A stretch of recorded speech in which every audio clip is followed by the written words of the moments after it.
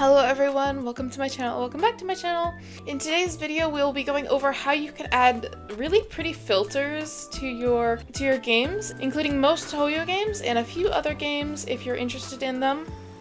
But today we will just be talking about Genshin and how you can add filters to make your game look really nice. Now there is a few requirements for this. This tutorial will require you have an NVIDIA GeForce RTX or GTX graphics card, so if you do not have one of these, it might not work for you, especially if you don't have an NVIDIA graphics card. I'm not entirely sure how this all works, but I'm just trying to relay how I do it and how I make my game look really nice. And I like how it looks because I used to put filters over my old videos, and that was because I thought it looked nice, but now I found out you can actually have it in-game so you can, walk around and everything looks really pretty. And you can customize it to be whatever you want, so if you can see over here, you can change all of these, you can add a bunch of different filters and stuff, which is really interesting, and I will show you how to do that right now. We are going to come over to the NVIDIA website, as you can see right here, and I will link this website down in the description so you can get to it quite easily. You can also find this by searching the NVIDIA app on just Google or anything like that, any browser, and it'll probably be the first link, but I will leave the link in the description, so be sure to check that out. We're going to press download now, and that's going to go to our downloads, and we are going to go install that really quickly. Assuming most of you don't need help with setup, I'm just going to continue on just briefly. You're going to want to double click on the download you just installed, and you're going to want to basically just go through the setup. If you feel it is necessary to read through the fine print, be sure to do that because I have not read through it myself. Once you have set up and installed the NVIDIA app, you're going to want to press Alt plus F3 while you're in game after restarting the game or reopening the game, because it sometimes doesn't work if you don't.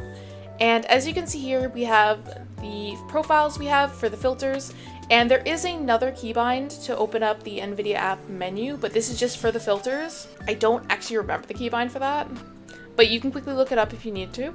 As you can see, I currently have my own custom filter on here that I've edited. I can't change the brightness and the color aspects of it, but if I turn it back to none, as you can see, it doesn't look as nice. It's a little more, it has more of a green effect. It's in a little colder tones. It's not as nice. I like my game to personally be a lot more pastel and I don't know, kind of cutesy, I guess. But here are my personal settings that I use. This is for brightness. I keep exposure at 10, contrast at -50, highlights at 30, shadows at -10, and gamma at 0. And for color, I have it at 20, 40, 0, and 0. You can add a bunch of different things here. We have the split screen. I don't know what this does actually. Let's find out together.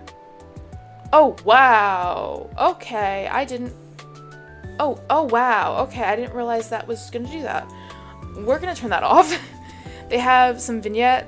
We have dynamic vibrance, which is really pretty actually. I love that. Wait. You just want to basically mess around with some of these settings. I typically like to put the color.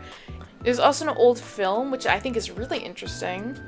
And try to play with it, with your new settings for a little while before deciding to, stick with one, because what I find is after a certain point, you'll be like, oh, this looks nice, and then you'll end up deciding, halfway through your gameplay that it looks a little weird because certain things will look different in different lighting. So definitely play around with it in-game, too. After messing around a little bit, I came up with this. I'm not sure if I'm going to stick with it too much. I would also recommend checking the character menus and stuff like that to see what they look like in the character menus.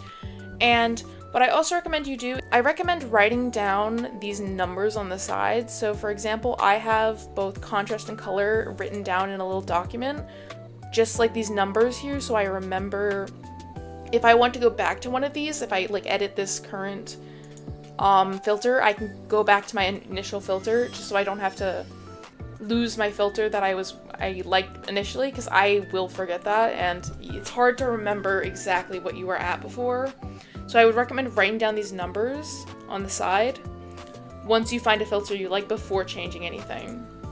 And I think this looks pretty nice actually. I'm really kind of a fan of this. It's very bright, but I kind of love that. I kind of love it being a little more bright.